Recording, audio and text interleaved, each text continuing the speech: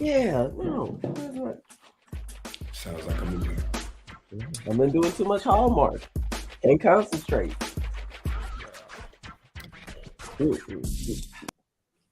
What? DJ What's up? got What kidnapped. did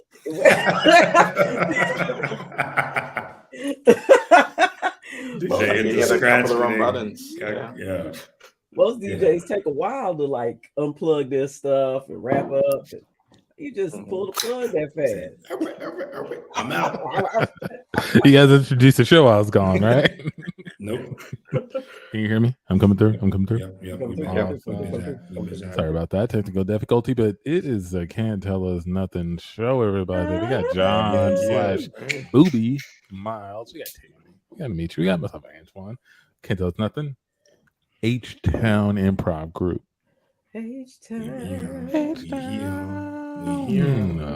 And we take the podcast, we'll chat, discuss, share our opinions on whatever. And if something inspires a scene, we hop right into it. It's all good. How's everybody doing? It's the middle of November right now. It's the 15th. It's cold outside. It's cold. I like it. Me too. I like it. I'm welcoming the cold. Mm-hmm. Me too. I do have some aches and pains because of the cold, but I can deal with those. It's nice for the fashion, bad for the warmth. Winter fashion is it's officially cuffing season. Yay! Yeah. What are the dates that cuffing season runs? Is it like official dates? Yeah, I want to say it's probably after Halloween is like the official. It's usually pretty cold. November 1st. November 1st. Let's just officially give it. Actually, we'll Google if it's cuffing season. Yeah. Get the facts. Get the facts if it's cuffing season. If you're not cuffed right now, wrong facts. Yeah. Hurry up and get cuffed. If you already By cuffed, the way, cuffing season for our viewers refers to a period in time where single people begin looking for short-term partnerships to pass the colder months of the year. Usually begins in October and lasts until after Valentine's Day. Yep. You get all the holidays smushed into one. You get a Christmas, you get a Valentine's, and then you get lonely. And spring comes, and then all the cakes shed that out. weight. And get back to business. Shed the clothes, shed the weight, and shed the cufflinks, and you are out of there. That's crazy. Oh yeah. I wonder if more breakups happen like in the beginning of spring or summer. Like I wonder if there's a lot of breakups around that time. And it would suck to break up with somebody during the cold winter months, you know? Yeah, I like to think that people, as the year starts, they're probably starting to plan possible vacations and trips, and that they ask themselves, do I want to take this person with me on this trip? Because I can't go on it alone. It's going to be weird. I don't have a good excuse for not bringing them. Right. But I got to book this plane ticket. Hey, that's the thing you need to check out about a partner, though. You got to travel with somebody, live with them, travel with them, sleep with them. You got to do those two things before you say. Handy. That goes against the guidance that I grew up hearing. Live with them too. Yeah, you hold hands for a while. Wow, you jumped straight to holding hands? Straight to holding hands. Whoa, Antoine, slow down.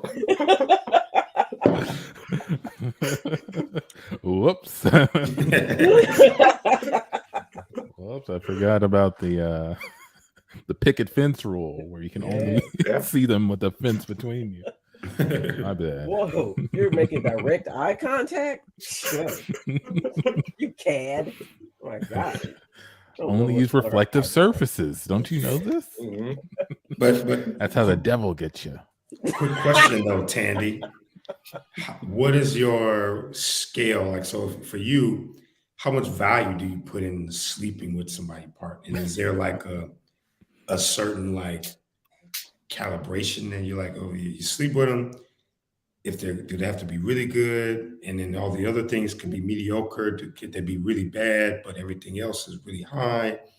Do you let people grow into the level you want them to be? If it's all these questions. I got a million questions. Okay, so of the three things, right? If we're gonna put them all on a scale, a weighted scale, right? Mm. Can you live with them first, right? Because screwing fucking ain't guaranteed. Nah, let's just say that. You never know what might happen. I'm not saying if I'm living with you, we are it's guaranteed. smashing. It is guaranteed. I'm not living with somebody. I'm not. If your partner lost their genitals in a tragic accident or use of their genitals, if I'm not married, then I've no obligated to stay. If you're married, my opinion. I'm saying if you're married, right, and that happens, right. Even if like down the road you're gonna break up, you're still gonna live together for some point in time. You gotta be with somebody you can live with, right? Because you live there. You gotta do that, right? So I would think that's like number one. Gotta be able to live with them. And then two, what was it? Live, sleep. What was the other one? Travel. If your partner got their genitals mangled in an accident, let's say they get better, and you just might want to go to Jamaica to relax after the long hospitalization. You got to be able to travel with them. You got to be able to get along, do all that, getting on and off the plane, and luggage gets lost. Everybody got to have they roles. Do they want to go outside the whole time, or do they want to stay in? You got to be able to like put that together, right? And then the sex. The sex is important. All of these things to me are equally important, but if I have to weigh them, then that's going to be the thing, because you're not going to grow into a better traveler. That's a disposition. I think the way you live, that can be kind of, you can work on certain things about living with someone, but you also have to be sexually compatible. And that doesn't necessarily mean you're great at it or whatever, but there's some compatibility. There's some kind of way it works for the two. Sure. If you don't know that and you just go in, it's like, I just look. You can take it how you want to take it. Just so instead of like going to the bar and meeting someone for a one night stand, you used to say they should come home and stay with you for like a month, go on a trip, and then get to potentially the one night of sex, and that will tell you everything you need to know about the prospect. Right. What you should do is like by yourself, just travel by yourself to like Jamaica, stay in like go to a really nice hotel, have a room there, and just stay in the lobby and just see if somebody needs somebody to stay with, or something happens, they need a place to stay, and then they can come and like live with you. You can see how you two get along, in that situation, let things develop, and then there you go. You got it all right there. Okay. No. Hey, I like it, man. It makes sense to me. It makes sense to me. Yeah. Living with people, you got to be able to live with them. You got to be able to travel with them. Traveling can be very stressful. Yes. Yes. You don't want to be mad on vacation. It is not fun. Yeah, it's only so much 15 to 20 minutes of sweet love making can compensate for. There you go. 100%. Everybody know that. Everybody that know.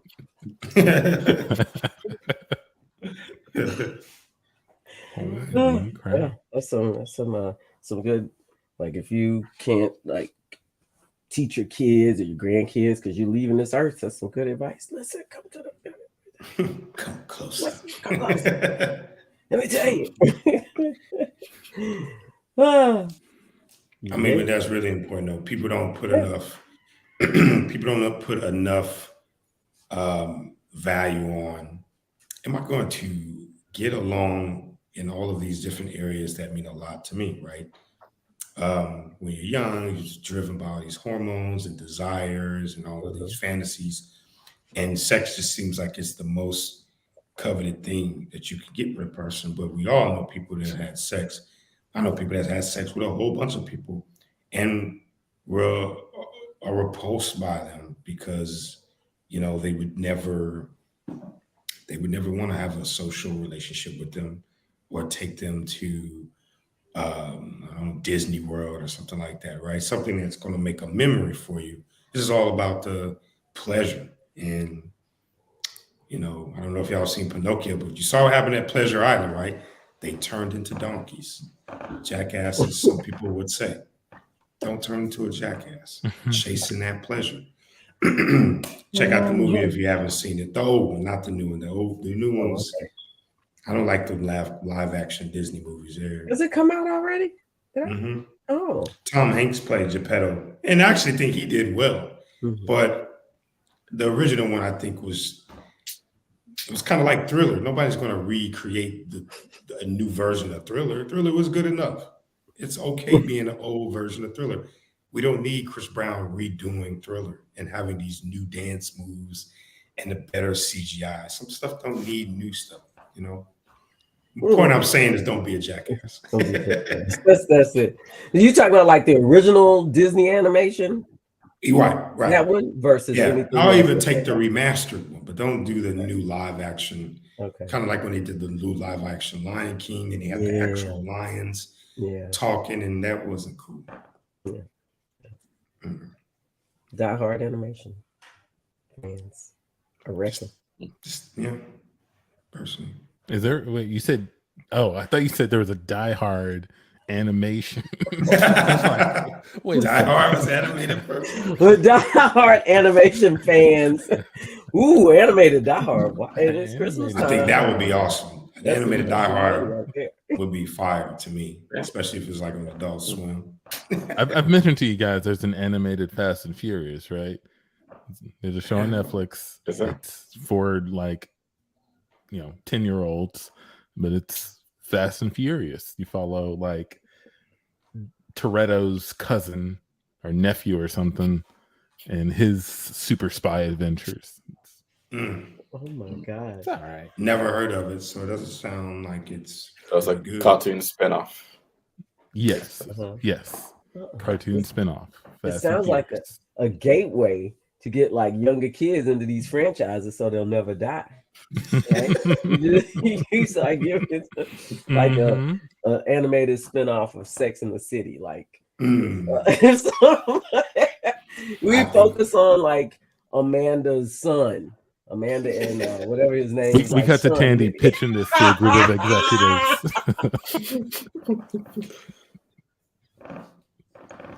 Go ahead, Tandy. We don't have all day. Sorry, I dropped my pen. I'll just pick that up here. Very busy. Okay. Now I have a 2:00 with Dave Chappelle. Okay. Yeah. So basically, what it is Sex and the City ended, and so many women were upset, and they're now grown and they've got families of their own and husbands, and we thought we tried to get the audience back. Okay, just picture it. Give me a second here. You do recall that her name was Amanda, had a son with Steve. Oh, I see. You have a board here. You're pointing at a board here. Yeah. Okay. So we got. Yeah. I see. I'm seeing now. Oh yeah. Amanda. Yeah. That kid. Yeah. And then we've got Charlotte. Charlotte adopted a little girl, right? So what do these kids have to do? In the actual series, they just pop up. They're seen as members of the family. But I thought there's something more. Those kids have a story to tell, and it should be animated. So featuring the children from Sex in the City. What do you guys think? That's what you want to call it, the children from Sex in the City. That's the name of it? Oh, I get it. I didn't. Right, children from Sex. Yeah, because we were really trying to avoid the whole sex angle since it's animated and it's geared toward kids. But I really stepped in it there. Huh? Hey, wow. Yeah. Okay, so that's the name of it. All right. We are trying to increase our children's viewership here at HBO Max. We are. So are you saying that are there going to be any scenes of intercourse? Oh my God. No. I mean, we were all thinking that. What? No. How is okay, explain.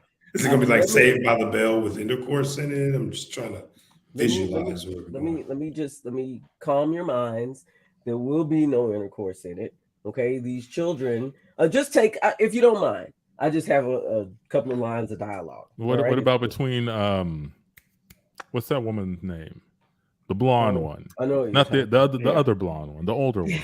The very sexually promiscuous. Yeah, what was her name? Yeah. Oh gosh, yes, it's escaping me right now because we kind of wrote her out of this. We really didn't want her. I mean, if she was in it, she'd have to bang somebody. Yeah. Right. There's and if she had a child, then I'm sure genetically the child will inherit. Everybody's going to be thinking banging gene. Yeah, this is starting to make sense to me now, guys. Tanny, do you mind to make a few notes on this board here? Just filling in what we're learning here about the show. Let's make some notes here. Go ahead. Okay, so let's make a few changes here. This I think this needs a few car chases as well. Maybe a few. Her name was Samantha, by the way. So, yes, let's put some car chases in there. I like that. I like the sound of that. Yeah, everybody loves car chases. That's true. Yeah. I guess we could write that in as the mothers are walking their children to their very expensive private schools. Maybe a car chase. Ooh, you might go by. And some international espionage. Everyone loves that. Everyone loves a good international espionage mystery. So, adults love that. Kids love that. Carmen Sandiego. Carmen Sandiego. Inspector Gadget. Well, I mean, I think those are all really good ideas. I was really trying to stick with what if Carrie Bradshaw was a spy the whole time and the kids found out? You see what I'm saying? That's awesome. The kid found out. And Samantha was an undercover officer who also bangs everybody. This is and the kids found out, and it's up to the kids to stop an international terrorist. And does it sound this like the show you're envisioning? Yeah, not at all. You guys should. Yeah. This should be the show. That gives me an idea. You remember that scene in Forrest Gump where the mom banged the principal to get Forrest in the school? I think we all remember that scene. What if Samantha did that in this show? It sounds like you guys are just trying to bring back Sex in the City with all the banging, and then you throw in a couple of some other kinds of shows in there with some. We just think the show could be faster, is what we're saying, and more furious, and more fancy. Trying to make everything faster. Fast and the Furious. What up, Steven? Hey, Steve. Oh yeah, thanks for tuning in, playa. Had him on the show. Go back and check out that episode. I think it was about 2 weeks ago or so. Yes. 2 episodes ago. Thank you for tuning in, sir. I hope you're well. I had to look up the names again. Yes, I forgot. I was like, oh wait, I think I got one, and then the other one came, and not think of I remember seeing it a while ago. I had an ex-girlfriend that watched it. The only thing I remember about it was Mr. Big, I think his name was. Yes. That's the only name I remember. I'd probably have seen about 4 or 5 episodes total of the show. 20 years ago. How long did the show come out? 20 years ago. 1998? Yeah, probably about 20 years ago. Are you bragging, or are you like pshaw? To keep that number out there. Well, I guess what I'm asking is it worth watching? Oh, like now. Now. Yeah. Should there be a binge watching of Sex in the City now? No. Well, it kind of, I don't know. I don't know if it's still. I think it's relevant for our culture today. I don't know. You think there's way more banging now than there was then? And that's like light work? Yes, that was light work, man. I watched Insecure, and Insecure, I was like, oh my goodness. Yeah. There's a lot of banging. It was just one. Yeah, there was like one known banger, but everybody was, they were all like, Samantha was like known for the banging. Now you may have several people known. I mean, it's so known it's not even relevant. It's like, no one even thinks about the sex scenes anymore. No, I think it fit its time. I don't know that it just whatever, because when they brought back the new movies, it was all the old people who were going there like trying to recreate that time, and it's kind of moved on. And I think they had the series. I never watched it, so but I mean the new series, but I watched the old one. We should have a Can't Tell Us Nothing episode where we talk about our favorite movie sex scenes. Favorite movie sex just scenes? go through a list. Yes. Throw them out there. Ooh. Yeah. Maybe you learn some new ones. Oh yeah, that'd be an awesome episode. I remember my first sex scene I've witnessed, but I've seen. You don't have any favorites? Anyone's I would have to think about it. Like, man, this was a sex scene. I know that Monster Ball was like one of my least favorite sex scenes. Yeah, that one was weird. It was too weird. I remember that one. Super weird, and everyone was so hyped up, and I watched that whole weird porn ass movie for that. Just for that, it's like, oh, click. I don't even know how the movie ended. It's horrible.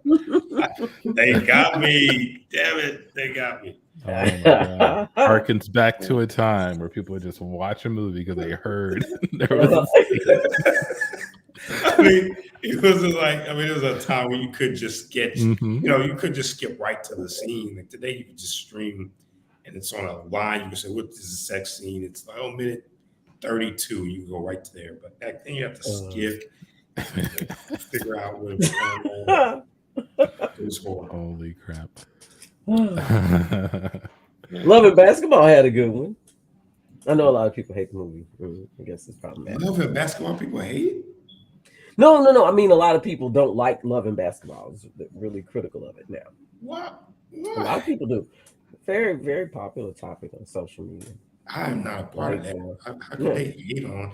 The only thing I've heard is like Sanaa Lathan didn't know how to play basketball, and you can kind of tell when you watch it. But outside of that, it was a great love story. People hate on that movie. Yeah, they were decent. I remember Soul Food. They had a few sexy. Oh yeah, they did. Yeah. I can go on. Save it for the episode. Yeah. For our next cuffing season episode. We'll load up a few clips. It'll be the steamiest C-Ton episode. Yes.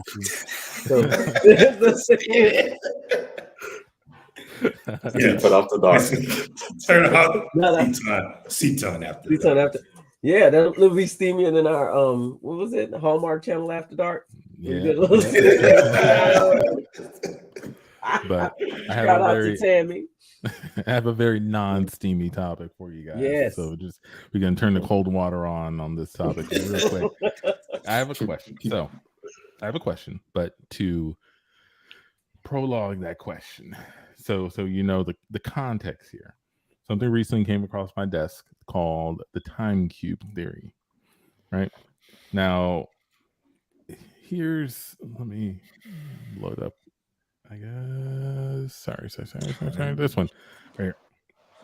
So there's a Wikipedia for it, but essentially what you need to know is it is a theory by one man who describes himself as a godlike being with superior intelligence. The theory is essentially that in a day, there's actually 4 simultaneous days going on at once in a sort of cube fashion. Right. We don't need to get into the details of the theory because it doesn't make any goddamn sense. But what you should know is that this guy founded a website back in 1997, hosted it all the way to 2015, and it went offline because he passed away. Now, the internet has encapsulated this website. It's archived it so you can see it. If you go to it, looks like the ravings of a madman. I've scrolled through a little bit of it. Is this it? It's all written like this? Yes. Yeah. Yes. Right? Damn it. Oh, there it is. I was wondering where the all caps are coming. So. You see? Listen, that's exactly it. I feel like I'm watching like a 2022 version of what's the one with Russell Crowe when he had like this fictitious world in his mind and like he was Beautiful Mind. Beautiful Mind. Yeah. Beautiful Mind was a good one. I like. Yeah, it was a good one, but he, same thing. Look at this. Look at this. Now, it could have ended there, right? But here's the thing: this person gained a bit of internet fame for his theories, and was even on TV, getting interviewed for it. This is him. You gotta play the audio. or connect the audio. So it's on Tech T, going through his thing. Right. Not only that, a college brought him in to give a lecture on it at Georgia Tech. Now, I watched a little bit of this, and they essentially did this just to fuck with him, right? They had people come up with questions, and their questions were always jokes or setups, right? So yeah, here's the thing. You could say this person is clearly not right in the head. They have problems, and people are bringing them up to ridicule, right? Yeah, right. Probably schizophrenia, which was brought up on the Wikipedia page, actually. However, yeah, let me find the line. Actually, I think it was there's some burns on here, man. Like no. After death burns. He said he claimed his wisdom was so antiquates known knowledge that a psychiatrist examining his behavior diagnosed him with schizophrenia. He also challenged scientists to disprove his theory, and he would pay them $10,000. Some scientists responded, "Even if you could pull it off, he's probably broke."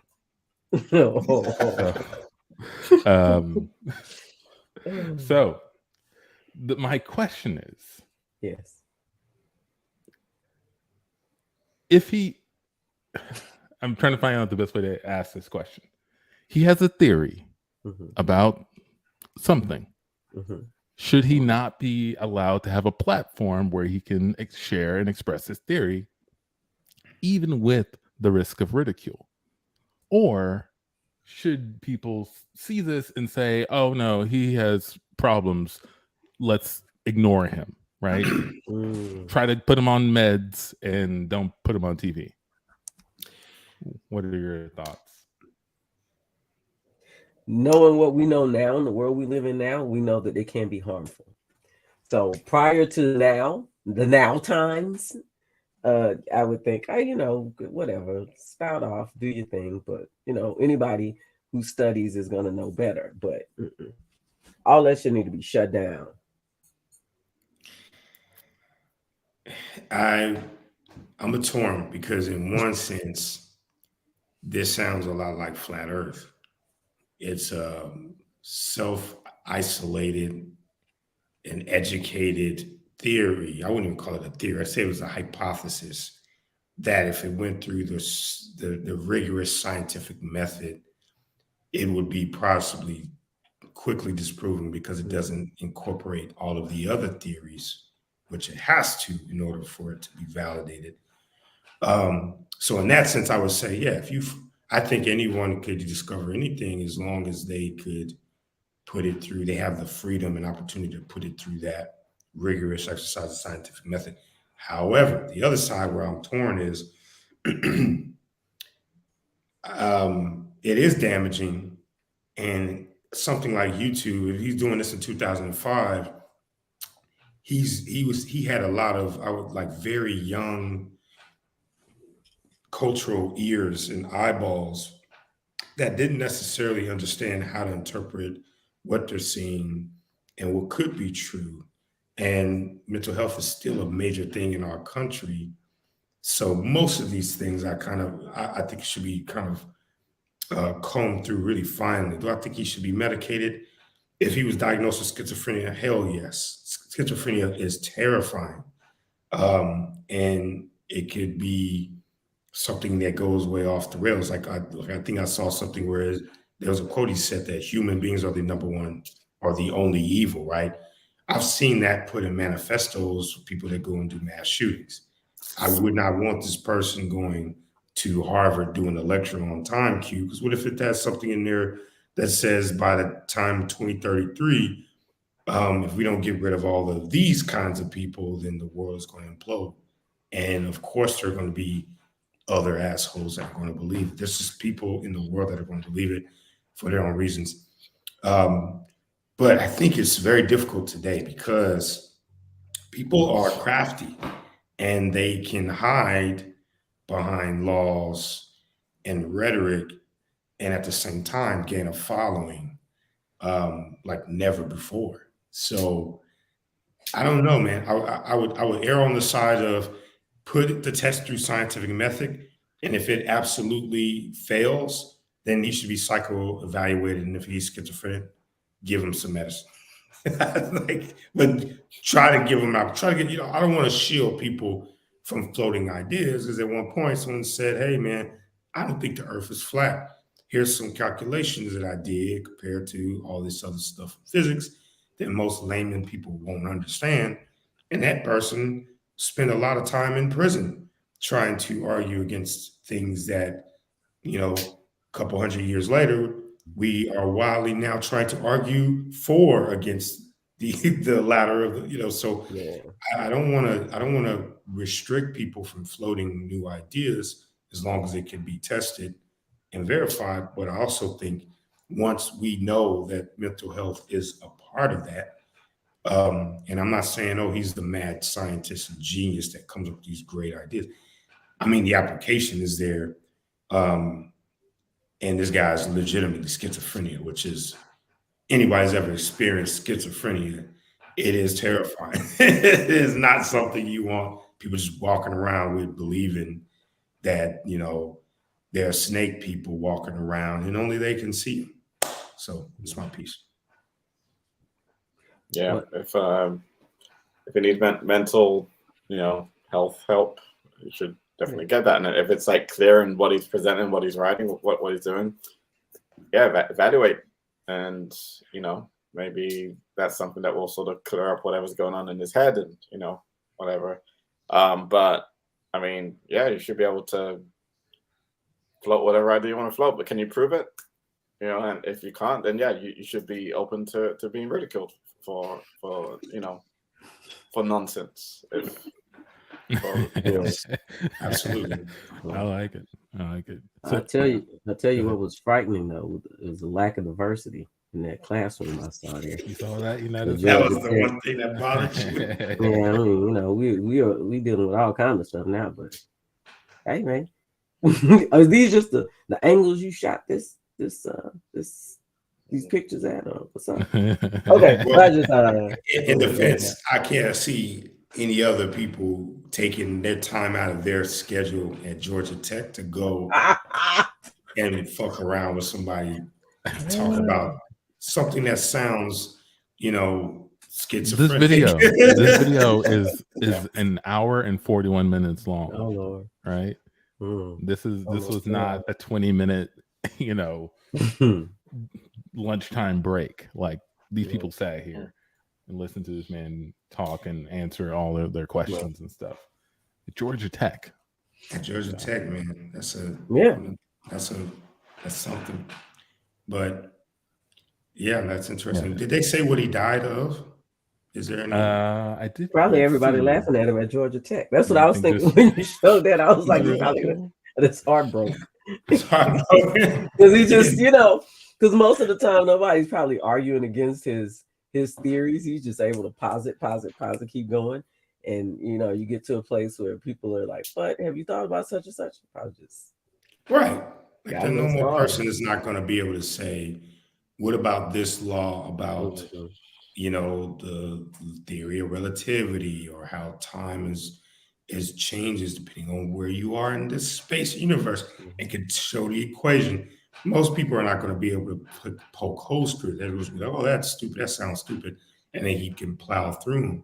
Like the flat Earth people, a lot of their ideas to people who don't study at, physics and biology and all kinds of stuff. Oh, we just says this sounds stupid, man, and no one's ever seen the end of the Earth.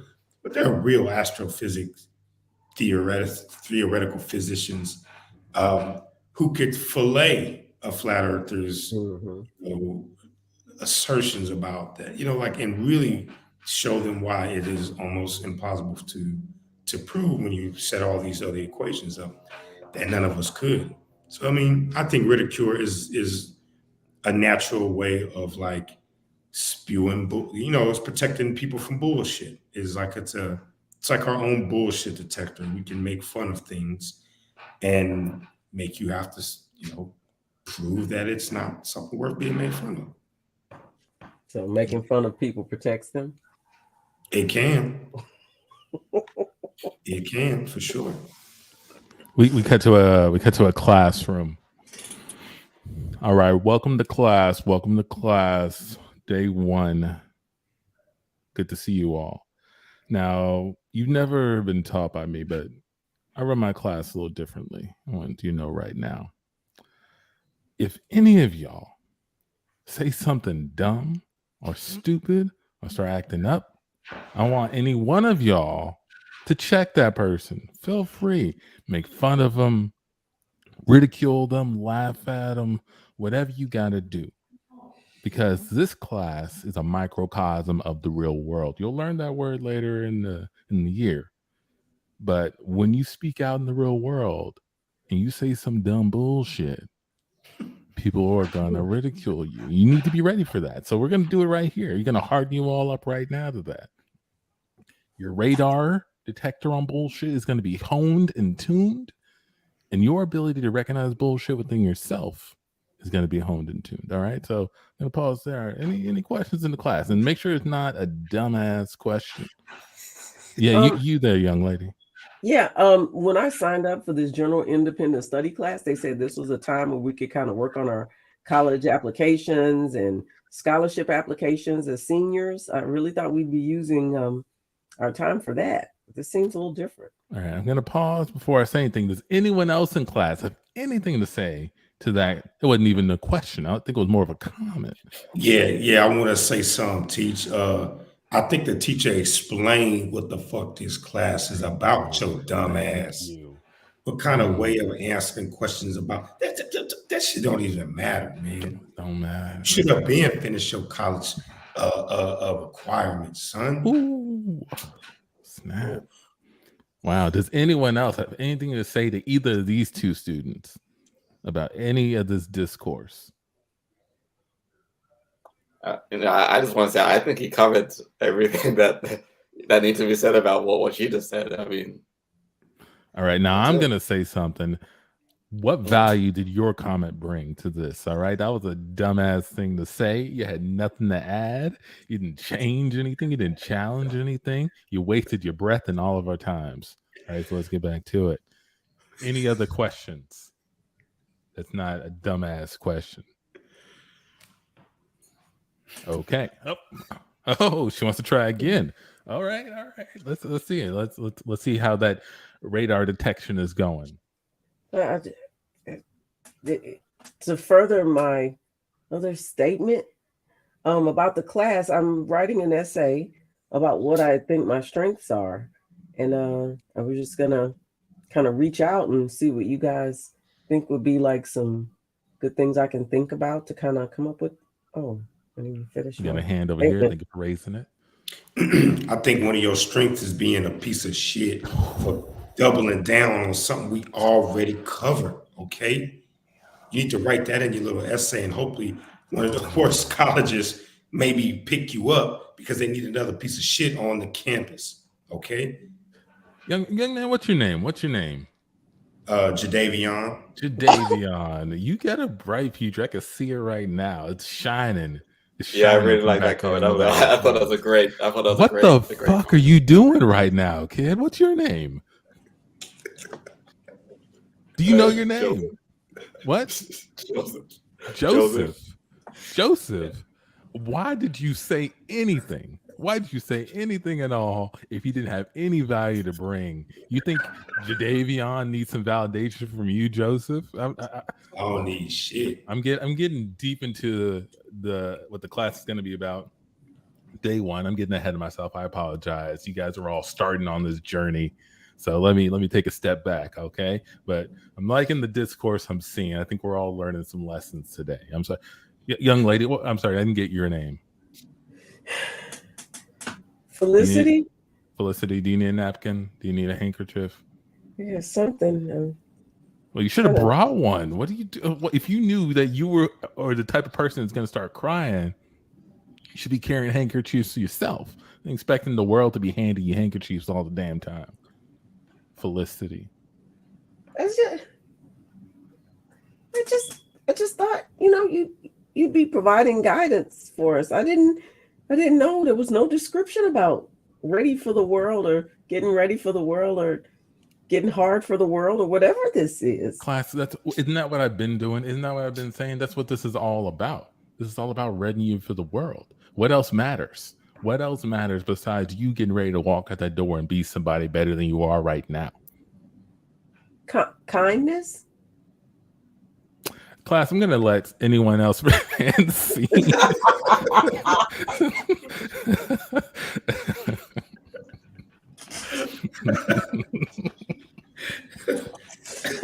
Well, Jadavion, wait, no, Joseph was just trying to get along. You think you need your fucking help?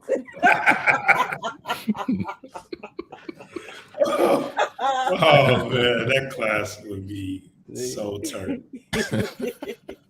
Yeah, there's no stopping point. There's no stopping for a bully. They just go. They feel like you're trying to be safe. There's gonna be so many bullies in that class. But maybe that's what they need. They need a class where they could just do that to each other.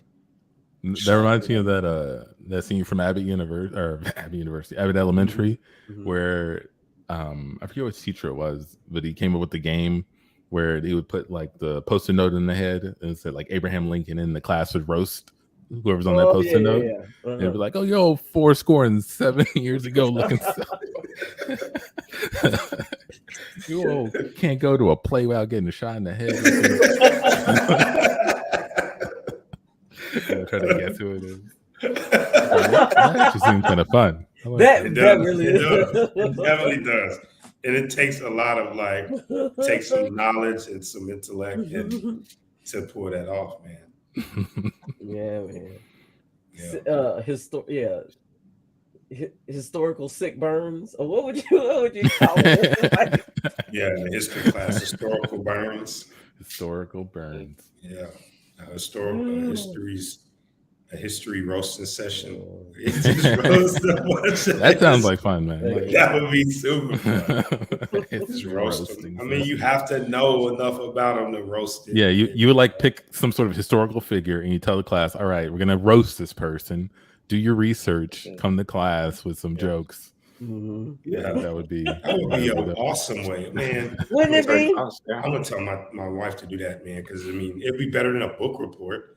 Is you get to just research somebody, come back and just flame them, and that teach you how much you know that person. It's more motivation to do that than it is to, But what if that's a more fun type of assignment than standard. It's more fun doing it. Yeah. But what if you're kind? Yeah, exactly. Aren't you training bullies? Training people to be mean to each other? Look, our politicians aren't being kind at all. No, so like this, the culture of that is past. We want real and raw now. Yeah, the politicians are getting closer and closer to just a straight up rap battle. This is a freestyle battle at the debate. It gets closer and closer, I swear. Don't get me wrong. I would love to watch politicians just roast each other for debates. It would be so entertaining to watch them. Instead of debate, it would be like the presidential roast, where each candidate is like just roasting the shit out of each other. They can hire writers, they can do all that, and they just roast each other. But they have to roast each other's policies and stuff, right? Man, that would be awesome. Yeah, that would be so awesome. Yeah, and I'd probably remember a policy or something, based on that roast. Because other stuff, you're like, oh, they did that. Yeah, you're like, oh, sick your tax nuts. Everyone you said that. Right, and then you just see a whole bunch of tweets at the bottom from Americans. Laughing and going, hey, you just killed your taxpayers, son. Well, everybody's trying to be nice. It was making me think of been watching a lot of my Hallmark movies. It's that time of year.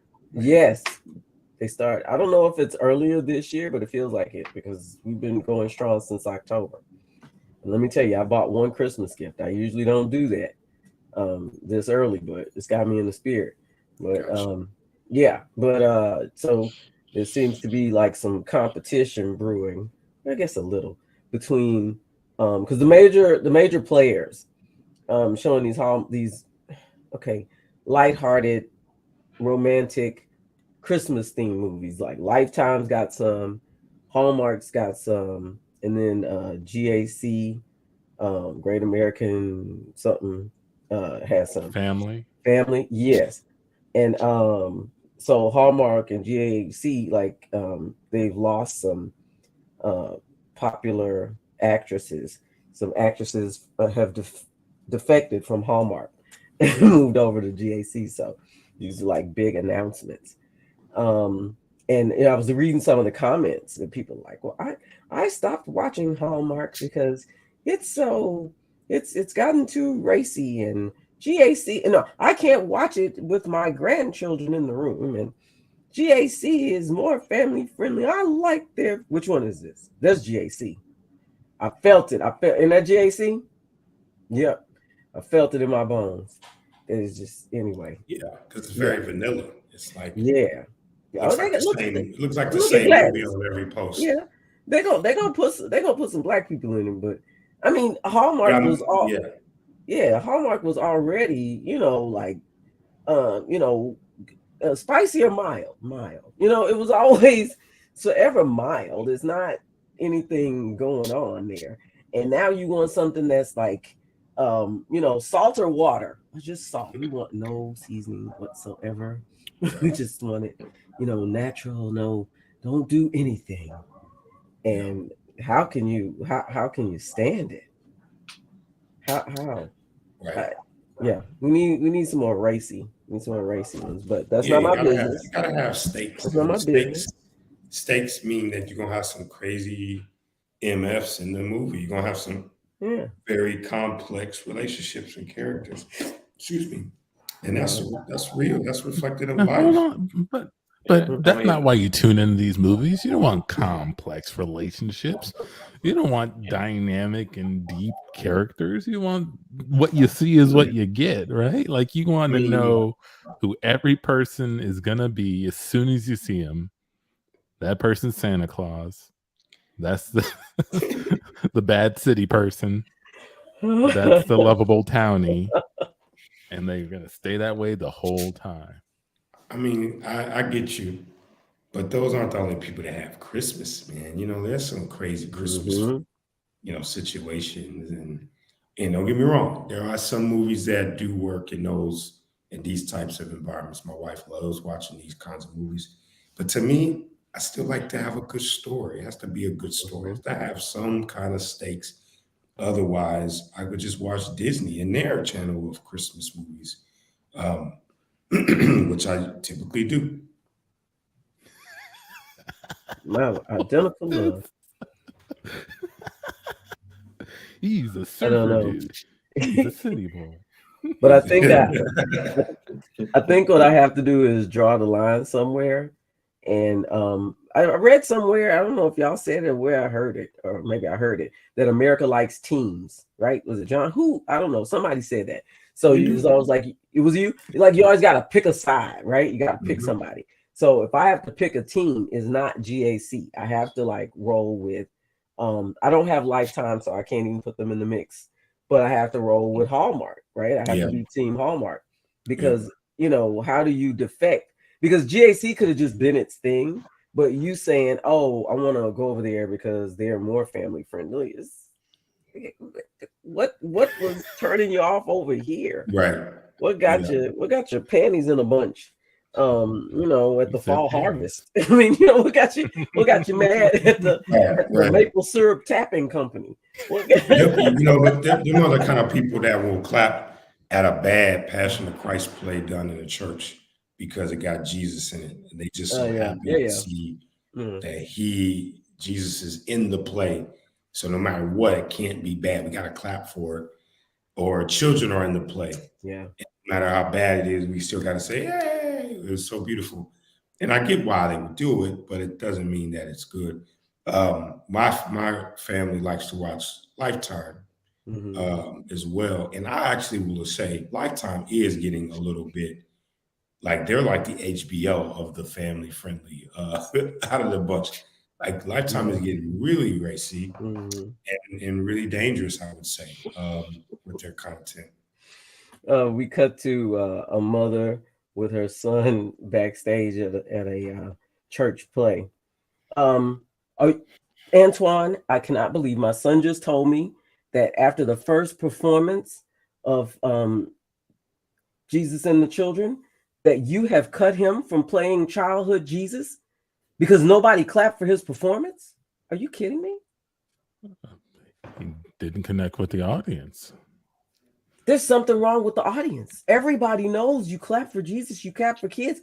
That's the whole point of this thing. What do you mean he didn't connect with the audience? I mean, the audience these days are not like they used to be. People are expecting a lot more from what they're viewing. We're competing with a lot of things right now. People could be watching Netflix in the audience at the play. We need to draw their focus, and your kid was not cutting it. I'm sorry. So your kid was cut. I'm sorry. But you're the director. You're the one that What does your kid know about Jesus? Like, really? Like, does he know Jesus, the inner turmoil that Jesus has? Well, I'm sorry. Does any child in this play know that? I mean, you have somebody better than my son. I'm glad you asked that. Hey, Coraldo, can you come over here, Coraldo? Yeah. Coraldo. Hello. Yes. Remember when I told you that after your performance during the audition, I believed you can walk on water? Well, this parent does not quite agree. So I just want you to share a little bit of what you're going to be performing in the next act as you play Jesus in his teenage years. Yes, I'm taking over Jesus. Well, you see, I've done a lot of preparation for this role. I'm more of a method actor. So I've gone out and performed actual miracles and whipped people in the streets, and I was actually crucified for a little bit. But, I had to know what it felt like. That's true. That's true. Does your kid have that type of dedication? No kid should. What is going on? I'll tell you what's going on. Coraldo is going to go out there and blow this audience away. They aren't going to be able to look away. They're going to think and feel that Jesus is on the stage. And isn't that what we're all here for? Yeah. Isn't that what we're all here for? Where else we're wasting our time? Oh my gosh. I mean, most of them right now are watching Pinocchio on Netflix, and I can't have that. I'm gonna make them watch me. I also heard some of them are watching the new Fast and Furious Sex and the City movie. Oh yeah, I heard about that. Yeah. In the church today. In the church, exactly. That's so racy. I have a small role in that. Yeah, I have a small role in that actually. Are you serious? Yeah, Coraldo, what role did you play? I play Vin Diesel's character. I play the baby version of him. In a flashback. It's a flashback. Baby. I play a baby, actual baby. Yeah. So I did a lot of research for that role as well. What kind of research does a baby Vin Diesel do? Well, I went to a hospital where a mother just had given birth, had a baby, and I said, "Hey, can I pretend to be that baby's twin?" We cut to him in the hospital. We cut to him in the hospital. Talk to that mother. I'm sorry. You want to be next to the baby in the yes at all times. It's research for a role I'm doing. I'm a method actor. I don't know. I guess. It'll be easy. You're already doing. You just keep doing what you're doing. I'm just gonna be there, sort of observing, Also, you know, you may have to change a few diapers that I soil. Wait, I have to change your diaper? I don't want to I'm a change your method actor, diaper. yes. And I'm Knock, gonna knock. go Hey, fully. new mom, we want to start practicing with the breastfeeding of your new infant baby. Okay, I so was gonna skip that part.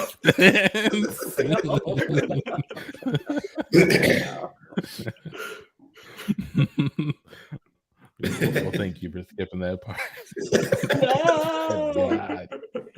No, the lactation consultant had to come in and say, "You think that shit is milk?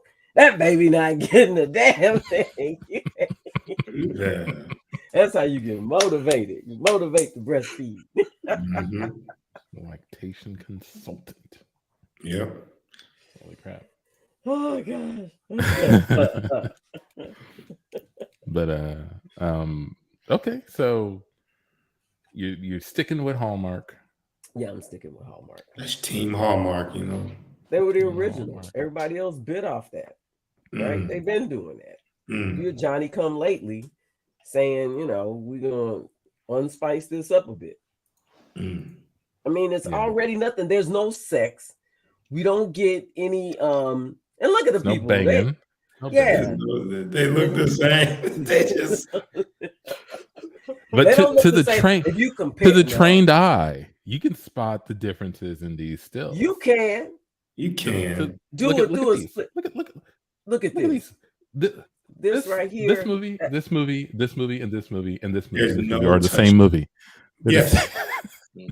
Right. There's no real like intimate touching where the other one there was like they were closer to kissing. They looked like they were desiring each other. Look at that one, Timeless Christmas. Yeah, they look They also like just look more professional. So the Hallmark ones. What the Hallmark? The- Maybe that's the- what it is. Yeah, the other ones are just two people taking a selfie, and the Hallmark ones are in a Christian it's magazine. actual poses and you know Yeah. better sort of staging of the pictures, and you know more thought has gone into them. Yeah, like Christmas Harmony. That one looks in. That's who is that? They look Which like channel That's the is Tyler it? Weekend. No, I'm kidding. That's not The the Weekend. It's like the Weekend Perry. Is that GAC? Oh, no, that's no, that's that's Michelle. That's Michelle. Yeah, no, this is that's- Hallmark, right? It's like Tyler Right, Perry yeah. dressed as the Weekend. No, that's the dude. You've seen him. You know him from other movies. See, and yeah, I don't know Yeah, what the other people have, but see, they got grown folks love stories on. See, I mean, you know, you 20 and 30 and stuff. I'm like, okay, whatever. That don't kill me, but because there was what's her one name? tonight. Who That's Right here. is that? That's Loretta Devine. Yep, Loretta Loretta Devine. Yeah, Basically, movie royalty. and they had Lettucey. I was watching one tonight, so I was late coming on because Lettucey was in there, and I was like, yeah, see, that's some grown people.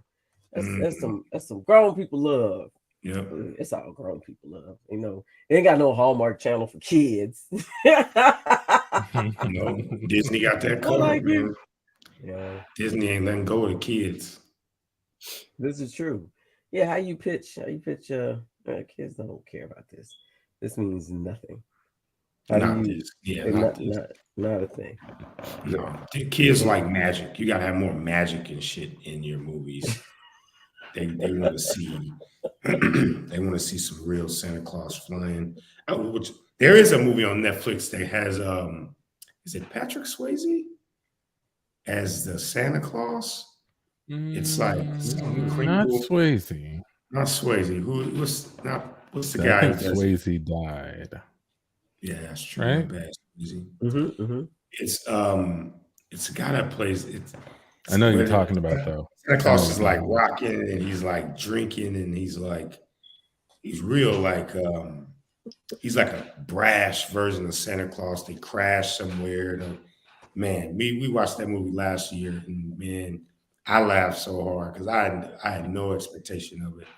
Yeah, but it was a different twist on Santa. It was like he was like not bad Santa, but he was more like I don't know how to say it. It all come to me if I remember who played in the movie. The guy that played, who's the guy that played in The Hateful Eight? Who's the guy that played in The Hateful Eight? That Samuel, the guy that basically had the woman. He was taking the woman. He ends up going to the house. He was cussed on every other line. He cussed almost as much as Samuel Jackson in the movie. Was that Kurt Russell? Kurt Russell. That's who was Santa Claus. Kurt Russell. Kurt Russell was Santa Claus. He's got that. Yeah, I can't believe they cast him as Santa. Man, it was one of the funniest Santa Clauses I've ever seen because it was like watching The Hateful Eight dude as Santa Claus, but it was a PG-13 movie. Well, then everybody go watch Hateful Eight, and then also Kurt Russell's Santa Claus. Ask yourself if it's in Hallmark, Great American, and really get some thought to the time cube. But we're gonna go ahead and get on out of here. So for Booby, for Tandy, for Amici, for myself, for Can't Tell Nothing. Thank you for tuning in and watching, everybody. We'll see you. Happy couple of season, y'all. December? Yeah, first Tuesday in December. Have a great Thanksgiving, y'all. Yeah.